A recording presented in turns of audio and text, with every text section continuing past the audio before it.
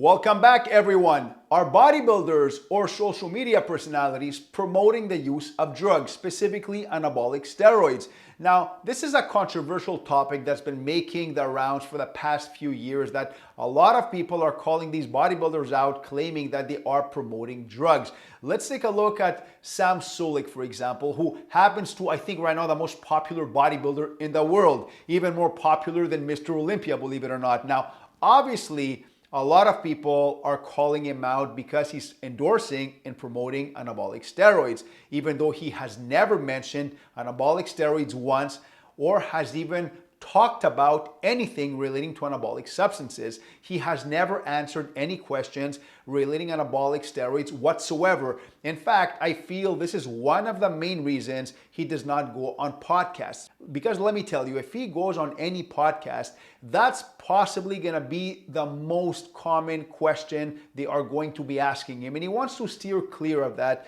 which I feel is a smart choice. Now, obviously, he is using a ton of anabolic steroids. Not a little, but a ton. I've been around bodybuilding for a long time, more than 30 years, and I know who's using a lot and who's using moderate amounts. I'm assuming this is not someone who's using moderate amounts, and people are free to make their own decisions. Nothing wrong with that. However, you cannot call someone out if they do not mention the use of anabolics.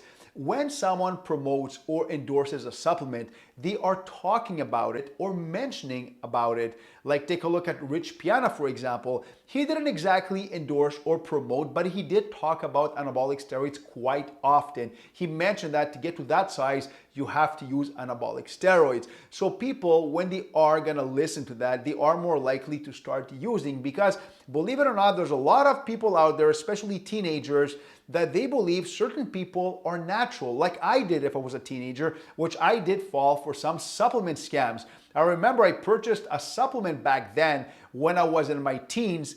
I'm 45 right now, so in my teens, I was around 16, 17, called Cybergenics. I'm sure some of you people actually remember that. It promised to give you steroid-like gains without the side effects.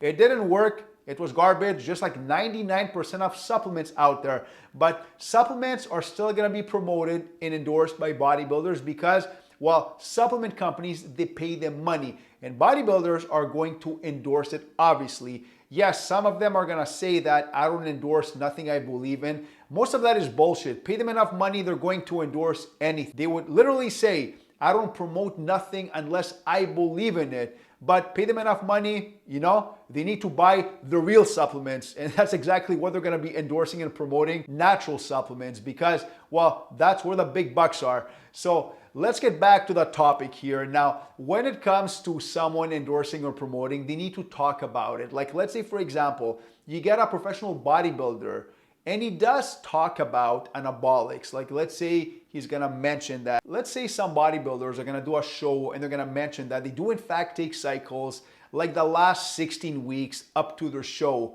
And they're gonna mention, I take a very small dosage of this and this, which obviously that's a lie. They take a lot more because people automatically want to assume there's some genetic god and they gotta take very little dosages. But the majority of these bodybuilders, they do not take small dosages. They actually take big dosages, massive dosages. This is why they look like that. And it's just how it is. I'm being honest because I've known bodybuilders who claim to use 200 milligrams a week. And I know for a fact they use more than 1,000 milligrams a week, but they feel they're gonna get a lot more respect by mentioning 200 milligrams a week. And they're gonna assume that people are going to believe them. They have God-given genetics. Yes, they do have good genetics, but they also take a lot of substances.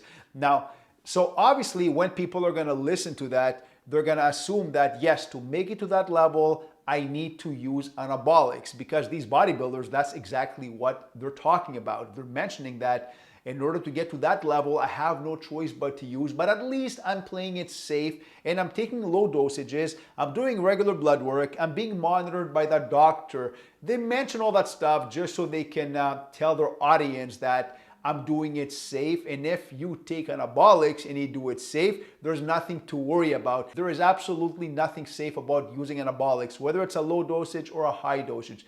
That's the truth. And a lot of bodybuilders still don't want to accept it. A lot of bodybuilders, they're gonna keep on mentioning that I take TRT because it's healthier as I'm getting older. So I gotta take my 300 milligrams, even 400 milligrams of TRT, which is way more than above the recommended TRT. But according to them, that's exactly what their body needs, right? Because bodybuilders always need to take more than the average person just to justify themselves. So these bodybuilders, obviously, they are endorsing certain anabolics, certain substances, but the ones who do not mention anything, who do not bring out the anabolic topic whatsoever, they do not endorse anabolic steroids. People need to understand this. So people like Sam Sulek, I hope I'm pronouncing his name right because I hear different pronunciations, but you know who that is.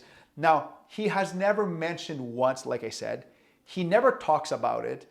He has never brought up anything relating to that. People ask him a ton of questions, but he never answers to nothing because he knows people are going to call him out and he doesn't want to set a bad example to people. He knows what he's doing is not the best thing, and also I feel he generally does care about his younger audience and he doesn't want them to use anabolics. It's just how it is.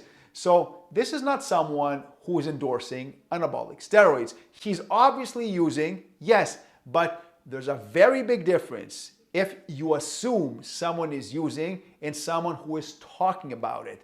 Let's say someone is gonna go out and they're gonna mention that, yes, I do use anabolic straight off the bat because I enjoy it. I enjoy training in the gym with anabolics. Let's say like the Trent twins, for example. You could say that they are promoting or endorsing it because they talk about it often.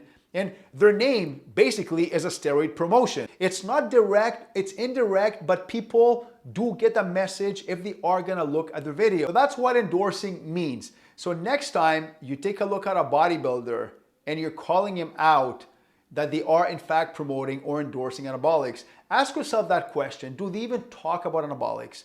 Do they even mention it? Or do they even answer questions relating to that? If the answer is no, they are not promoting or endorsing anabolic steroids. Till next time.